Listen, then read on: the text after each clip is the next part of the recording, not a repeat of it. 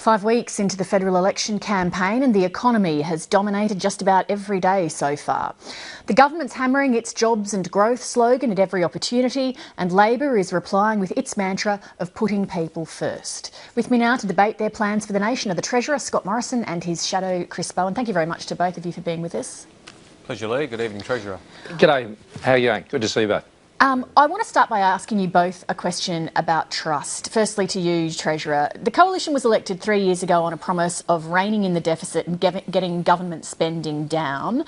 Neither has happened. How can voters therefore trust anything you promise ahead of this election? Because at every budget, over the course of the last 2.5 years, we've sought to do exactly as you've said, Lee. And we've set out our plans, and of course, those plans have been frustrated by the opposition and others, but we've continued on with those plans. And in the budget I handed down just a month or so ago, what we said is we would get the deficit down to $5.9 billion, 0.3% of GDP. We'd get expenditure down as a share of the economy to 25.2%. And over the course of the last 2.5 years, we have not spent more than we've saved, and we have not raised taxes on the Australian people to fund additional expenditure, and that's in sharp contrast to what our opponents are putting forward this election, which is higher deficits and higher taxes. Let me come to you, Shadow Treasurer. Let me ask you to start off by addressing the trust issue as well. For 3 years, Labor has vigorously railed against various spending cuts proposed by the Coalition, and now at the 11th hour to the election, you're embracing some of them. As with Scott Morrison, I put to you, how can voters trust what you're saying? Because, Lee, Bill Shorten and I and the Labor Party have taken a highly unconventional approach to this election of announcing policies for the last 2 years, making clear that we have tough decisions to face to bring the budget back into balance. We believe in budget repair, that's fair. That means taking on issues that have been in the too hard basket for 30 years, like negative gearing, capital gains tax and other matters that we have led the debate on, including high income superannuation, on which we announced a policy 18 months ago. So all these things are areas where we've taken the Australian people in our trust and trusted the Australian people with our thoughts and plans. And during the course of this campaign, we will announce, much earlier than any other opposition and in a much more comprehensive fashion, the full budget impact, the comparison of our budget figures with the government's over 4 years and 10, in the most comprehensive fiscal plan that an opposition has put forward in living memory. And that will entail difficult decisions. Yes, we've fought the government on many things from the 2014 budget. Many of those things were defeated, like the changes to the pension, to reduce the pension to 16% of average weekly earnings, like the proposals by the government to completely reduce the family tax benefits of all Australian families who receive those benefits. Many of those things were defeated. Some couldn't be defeated, and we needed to take difficult decisions. But unlike the Liberal Party, which announced their election policies in the 2014 budget, 8 months after the 2013 election, we've been announcing them, not only during the campaign, but in the lead up to the campaign, and we have continued to lead the policy debate as the alternative government should. Let me ask Scott Morrison to respond to that. He's right, isn't he, that they have laid out more policies than any other opposition you can recall. And this is what it adds up to. Higher deficit and higher debt over the next 4 years, higher taxes over the next 4 years and over the next 10, and more than $100 billion in additional tax burden on the economy. The contrast with the government is every single thing we are doing is designed to drive growth in the economy and to support jobs. Now, since the last debate Chris and I had, we've had the national accounts, and those national accounts showed a 3.1% growth through the year to the end of March. It showed that household consumption was remaining very solid. It showed net export growth, which was continuing to support our national economic growth, which is a key part of our plan. Our economy is going through a very, very sensitive transition, and the stability that is offered by the government as we continue to move through this transition with the plan that we have will ensure that Australians can count on the jobs they have and can count on the jobs that will come from the future from a government that is focused on growth, not higher taxes and higher deficits, which the opposition have confirmed is their pitch. Chris Bowen, is that your pitch? Well, it's interesting. The Treasurer talks about $100 billion worth of tax increases. Well, he announced all but $40 billion of those on budget night by appropriating Labor policy, which we had announced. But yours are additional taxes, Chris. Additional taxes. Chris Bowen, what I'd like to do is just go to the heart of Scott Morrison is saying that your policies can be summed up as higher taxes, more spending, bigger deficits. Is that a reasonable characterisation? No, not at all. Our policies can be summed up as investing in our human resources, in our people, in our greatest asset, to grow our economy now and in the future. The government says they have a plan for jobs and growth. They don't. They have a slogan with a one-point plan. And that one-point plan is a $50 billion tax cut for corporate Australia on the wing and the prayer and the hope that it pays off. And even on the Treasurer's own, you can talk over me all you like, Treasurer. I'm going to announce our policy. I'm going to talk about policies. Well, and I'm going to compare our policies with yours. And your policies on your own figures would grow our economy by 1% over the next 20 years. You'd have to find a microscope to find the economic growth impact of your policies. Let me ask Scott Morrison for a response to that. Tell me, Chris, just tell me simply, what will the deficit be in 1920? Will it be higher or less than under a coalition government? Will the taxes as a share of the economy be higher or less under your government if you were to be elected? Tell me those two simple figures. Will deficits be higher? Will taxes be higher under what you're proposing over the next 4 years? Well, Treasurer, you can decline the answer to the question that Lee just asked you, but I'm happy to outline our plans. And our plans, well, it's a simple question. Will deficits be higher or will taxes be higher? Let's let Chris Bowen speak for a second. Thank you, Lee. When we announce our full budget impact, which will be more comprehensive and more detailed and earlier than any opposition in living memory, it will show three things. It will show return to balance in the same year as the government. Now, the fact of the matter is, whoever is Treasurer next year, delivering the 2017 budget, will deliver a higher budget deficit than the one Treasurer Morrison is forecasting, whether it's him or me. The difference is, I'm prepared to tell the truth about it. He is not. Do you? And let me ask that final final point, Chris, because I just want to say, is that correct, Scott Morrison? Because everything that we look at when we look at the forecasts and the underlying assumptions would indicate that what Chris Bowen said is accurate. Well, no, the PFO, which was released by the Finance and the Treasury Secretary, showed that the budget we released was accurate. Now, what I'm simply asking is because the Shadow Treasurer, Chris Bowen, said this. He said the pace of fiscal contraction would be less under a Labor government. Now, what that means is the deficit will be higher. It means taxes will be higher. Now, they won't come clean with the Australian people and say it in plain English. Chris Bowen, give me a brief reply to that so I can move on to another issue. Well, Lee, as I was saying, it will show return to balance the same year.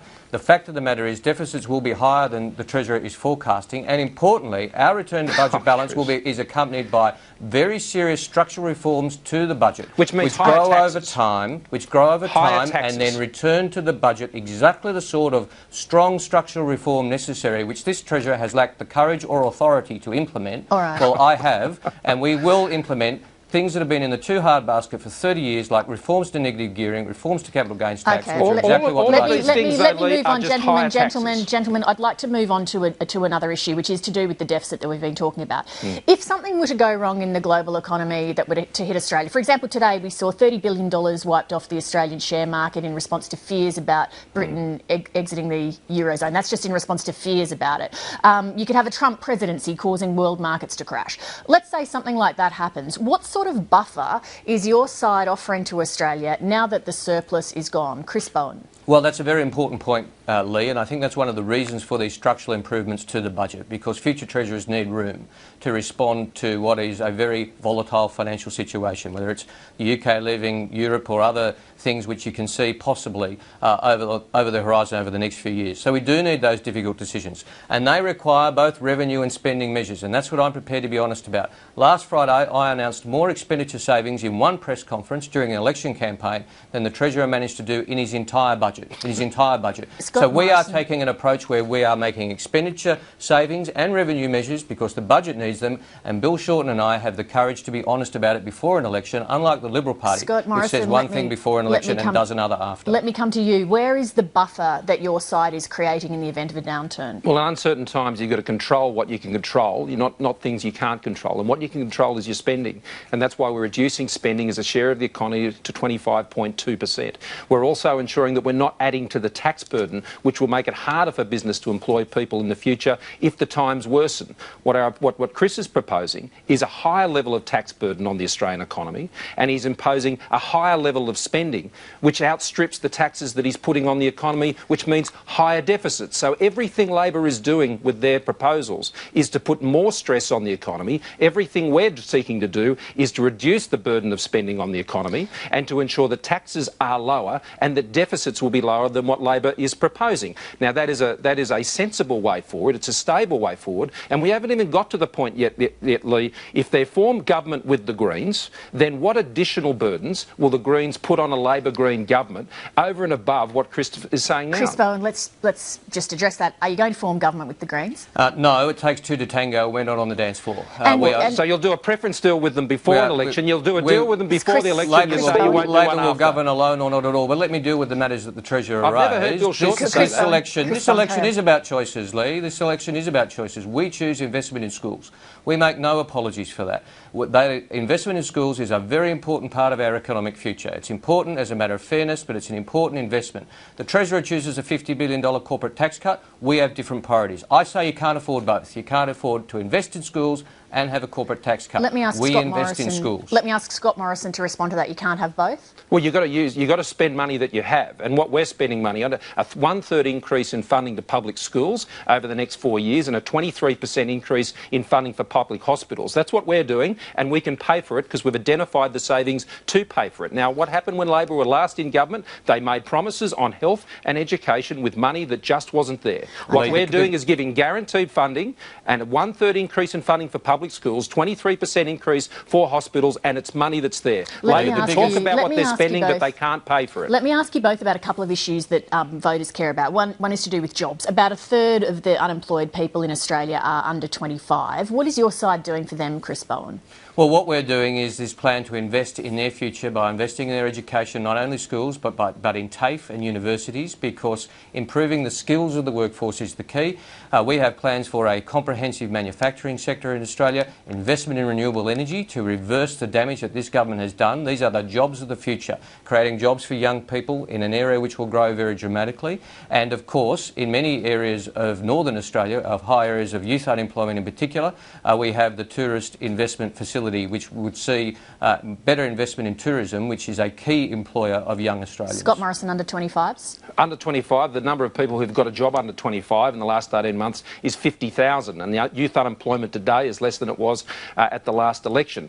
Going forward in the budget, what I announced was the PATH program, 120,000 places to get young people who have been unemployed for more than 12 months into jobs through a proper program that will give them both the work skills, the work experience in a real business, and then an incentive program to have them subsidised wages into a real job. Now, it's 120,000 places, and you can only make that happen if you've got an economy that is growing and a small and medium-sized business sector which has the support through the tax cut we're going to give them on the 1st of July. Businesses that have been between 2 and 10 million will get a tax cut on the 1st of July to 27.5%. Now, the Labor Party thinks those businesses are multinationals, despite the fact that Ken Henry said in a review commissioned by the Labor Party that threshold should at least be lifted to 5 million turnover a year. Let's stick to what we're doing. I also want to ask about higher education, which people care about. We've had a number of vice-chancellors of the major universities over the past few years say that the current funding situation is unsustainable. What are you going to do about that, Chris Bowen? Well, we've announced a higher education policy which is very comprehensive. We announced it some time ago. Of course, the government's answer was to deregulate fees and cut funding by 20%. And just tell us what you're doing. And cut funding by 20%. We rejected that. We believe in the demand-driven system, but we do not believe in deregulating fees, and we've outlined that policy, and that policy is the best way to ensure that higher education is accessible for as many Australians as possible, and to ensure that fees are not so high as to make it out of reach for Australians who are the first in their family to go to university and to seek to improve their lot in life by getting a tertiary education. Scott Morrison? Well, deregulation of fees is not something that we're doing, as Chris knows, so I don't know why it's been your you're policy for 3 years. Well, you were also against the school kids bonus, Chris, and then you decided to be for it, and you were against pension cuts, and then you're for them. Scott Morrison, so it goes backwards and forwards. Scott Morrison, higher education, you've had some problems with this policy. What's the plan now? Because we've attempted some significant reforms in that area, and we're going to continue to work with the sector to ensure that we get the investments in the right place, to ensure that we're focused on the STEM areas that are so critical to Australia's future.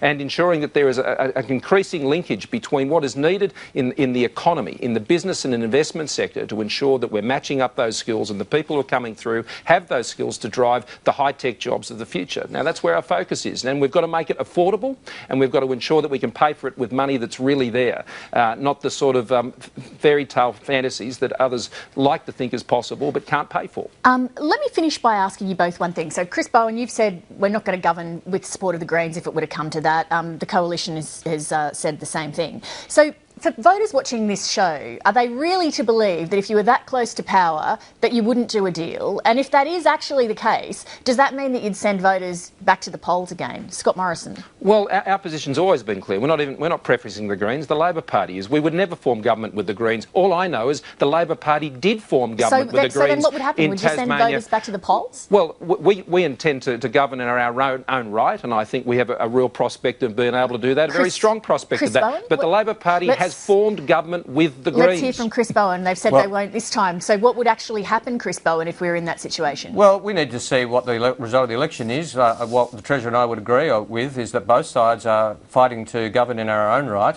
If there is a hung parliament, I imagine the Prime Minister would seek the confidence vote of the Parliament. You could imagine how we would vote in that motion, but we will not be entering into deals, arrangements, concessions with the Greens, with Nick Xenophon or anybody else. We will govern alone or not at all, and the ramifications of that will have to be determined by the Parliament. And I actually, to be honest, don't know the answer to that. What would happen in that situation if the Prime Minister lost the vote on the floor of the House? Would there be another election? Well, that would really ultimately be about it for the Governor-General, but I think we're getting a bit ahead of ourselves. Well, I think what you're pointing out, Lee, is that would be a situation of great instability, and the only likelihood in the position where there was a hung parliament is that the Labor Party would do what they've always done, and that is they would form government with the Greens. Final brief word, Chris Bowen. 100 days of chaos.